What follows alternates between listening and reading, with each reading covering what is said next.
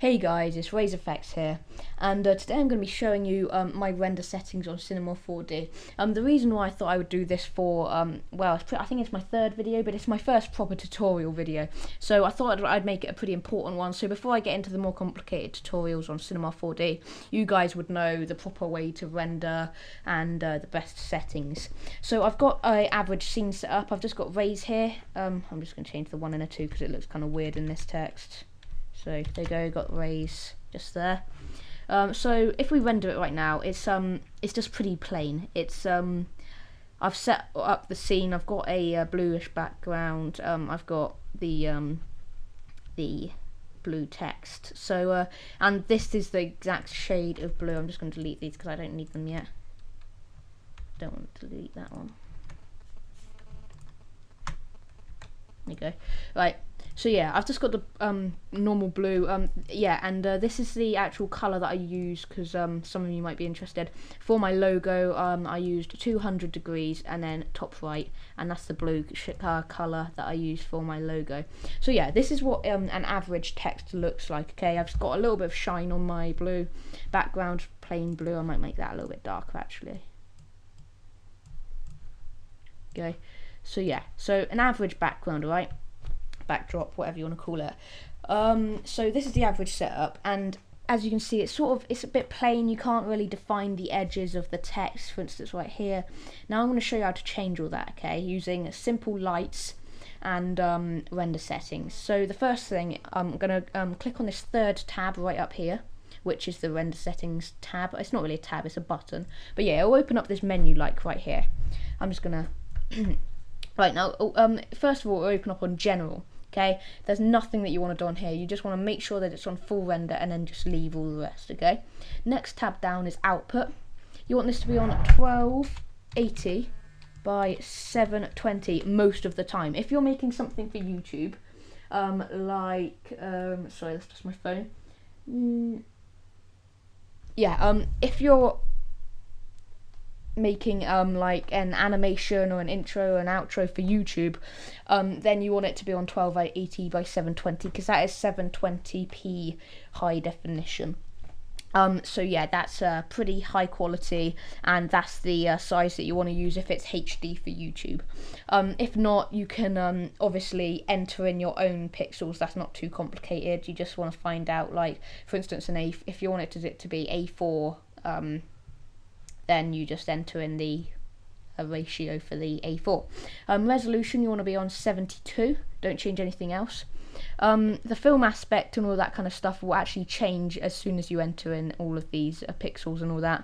And now where it says frame range, this is quite an important bit. If you're making like a text, non-animated sort of thing, like a poster, text, anything like that, you just want it to be on current frame, which is what I'm doing. But if for instance you're making an intro, an outro, or an animation, you want to click on all frames, but we'll get more into that in future videos. So yep, that's the output tab. There's nothing else you want to do in there apart from this button right up here on the top left. If you click on that, it will come up with a whole load of preset resolutions. So for instance, A4, A5, like I was talking about, tabloid, all that kind of stuff, film, video, all of this kind of stuff. These two bottom ones here, film 2K and film 4K, they're both super high resolution. So if you're really making something big, then you want to go with those ones, but they will take ages to render. Right, so let's move on to the next tab, which is save. You want to have save checked because that means that it's going to save when you've rendered it. Now next thing you want to do, where it says file on the next one down, you don't want to type it in because sometimes that doesn't work properly, but you want to click on this dot button next to it, which is the browse button. Now I usually use my desktop, but you can save it anywhere you want. Now you've got documents there and all that other kind of stuff, but I'm just going to save it to my desktop. And your file name, I'm just going to call mine text, because that's pretty much what it is. And this is what the render is going to be called once you've finished with it. Now the next thing down is format. This is very important. The preset is TIFF PSD layers. But you want to change that, okay? So basically, the two options that you're going to want to use most of the time are JPEG for still images like text and posters, and AVI movie for movies, obviously, animations, oh damn it, and intros, but I'm just going to have mine on JPEG for now because that's what I'm doing. I'm creating a picture. Okay, so now that we've got all that set up, if we just hit render, you'll notice that it will still be kind of gloomy. Now we've got all the resolutions and all that kind of stuff set up now. Now what we want to do is start to add in effects. So we just hit this button again, the same one as earlier, the render settings button, to reopen this menu. All of your settings will be saved. They'll all be the same as you notice right here. Now what you want to do is down here there is an effect ... button. You want to go ahead and click on that, and the first effect I'm going to enter in is ambient occlusion. Okay, now we're just going to click on this and we're just going to close it down, and straight away you'll see a difference. So for instance, it's much more defined, the shadows. If you look back earlier in the video, I said that for instance around here, around the Z, it's much less defined, so it's much higher quality with ambient occlusion, I've got to say. Now the next big effect, you just click on the render settings button again, click on the effect, and it's called global illumination. Now just click on this. You don't want to fiddle with any of these yet, apart from if you click on Irradiance Cache, you might want to change it to high on the top too, but just leave that for now. You don't really have to do that. If we hit render now, you see everything goes black and it literally comes out with black text, which is horrible. Okay, now there is a way to fix this. Now basically, global illumination is a way of pinpointing where light and the shadows are going to be projected. So it makes it much more realistic. All the light is exactly where it should be in real life, as if the light is actually there. So so to get rid of the complete blackness, so this stuff right here, you can see the text is completely black. It's because you need a light on it. So if we just click on this button here, the 1, 2, 3, 4, 5, 6th one along, and click on light, it will come up here. You can just move this around as much as you like, just until it looks good. I think if we put it in this sort of corner area, that looks okay. And now we just click on render, which is the first one. This is just render preview, by the way. It just shows you a preview before you actually do it. So you can see that it shows up again, and you can also see that the shadows are much more realistic. So for instance, if we had a plane underneath this text, which is like a floor basically, the shadows would be perfect, and you can see inside the text the shadows are all exactly where they should be. Okay, but I don't like these lights at all. They're horrible and they're just like disgusting. So one way to get rid of the disgusting, horrible lights is to go to this first tab on this bar here, which is all these thingies, and it's a cube shape. You want to hold down your mouse and select plane. Then you want to just drag it up out of camera view, and then come up a little bit. Click on file down here where it says materials, new material. Okay, so sorry about that. Once you've clicked on new material, you get a material called matte, or matte 1, or whatever, however many you've done already. You just double click on this material to edit it, and you get the material editor up here. You don't have to worry about all of these yet. It's kind of straightforward once you get used to it. But to do this light, you just untick color, untick specular, and you'll just notice it goes completely black.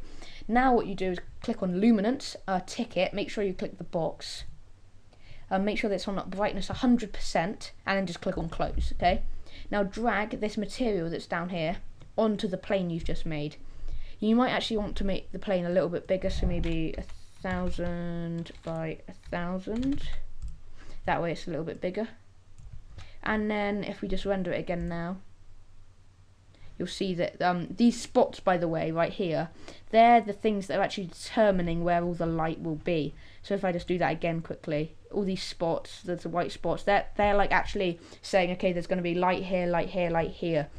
So now you can see it's much nicer effect. You've got the shine much nicer right there. It's much more defined because the shadows are really nice. But if you want to go one step further, I wouldn't recommend doing this until you're much more confident with using Cinema 4D and a much more confident graphics designer, or whatever you want to call yourself. But if we just get rid of this, there's one more light that you might want to use. Okay, so those two are the ones that come with Cinema 4D. One of them's actually built in, and one of them you sort of got to make yourself a little bit. But if you go online and type in on Google, probably it should come up, Grayscale Gorilla Light Kit Pro. Now you do have to pay for this. It's not software, it's like an add-on, and it's got a whole load of lights. So once we've installed it, which I've already done, you click on this sort of like a globe inside a box, right? It's right on the end. Click on that, and it opens up. Okay. Now this is it. It's already opened it here for me. Grayscale Gorilla Light Kit Pro. Now it comes with a whole load of studios built in, but we're not going to do that yet because that'll delete all what we've done so far. But these are the ones. These are the actual built-in lights. Okay, so we've got spotlights and stuff, but we're going to be focusing on overhead softbox and softbox.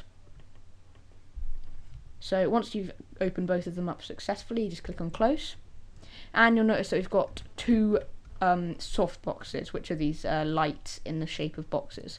So the overhead softbox is the big one on the top. You can lower that down a little bit if you want to make it a bit more intense, and the soft boxes are the one that's stupidly close up, and it doesn't need to be that close up if you don't want it there. So there we go. I think I'm just gonna, oh damn it, copy and paste that softbox like this, rotate it. I hate the way that these rotate, they don't work at all. God, they really don't work. There you go, that'll do. Just move this over to here. That's about right. Let me just move it a little bit more.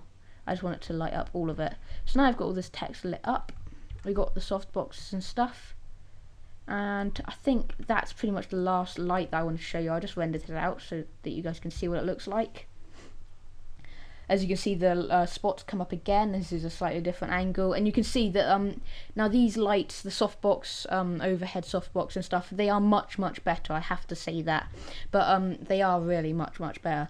But if, for instance, you don't want to invest in the light kit or anything like that yet, because maybe you're not confident enough yet, then I would just recommend using one of the lights I showed you earlier. But you can use them professionally. Even the first one that I said I don't like and that is horrible, you can dot it around and it does look much better. But you know, you've really got to work a bit harder, and I believe that this is the way forward.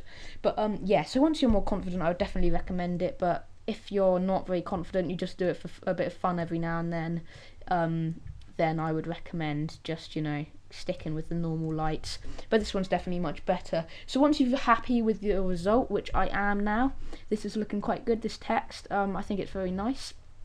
That's pretty good. I like the shade, I like the colours. Then we click on this middle one. This one is the actual full-on render. So you just want to position this exactly in the middle in a nice angle, like that. It's about right. And you click in the middle one. I might zoom in a tiny bit actually. Click on the middle one, and then it renders it properly in this picture viewer thing. And once this one has finished rendering, this will actually save it to wherever you saved it earlier on in the video. The preview ones only render it in the thingy, but this one actually renders it and it saves it to where you wanted it as the format as you wanted to save it in. So this one will save it as JPEG as test text, as it says right over here, in 1280 by 720p resolution.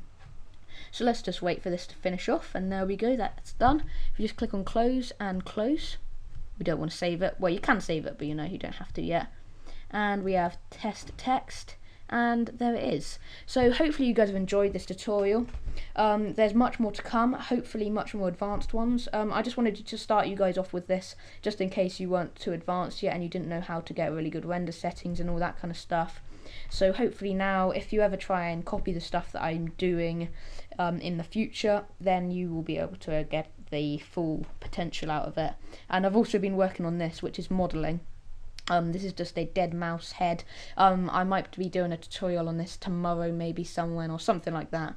And yes, so that will just be for some fun tomorrow. I think it looks pretty good. It's pretty realistic and pretty close to the real one.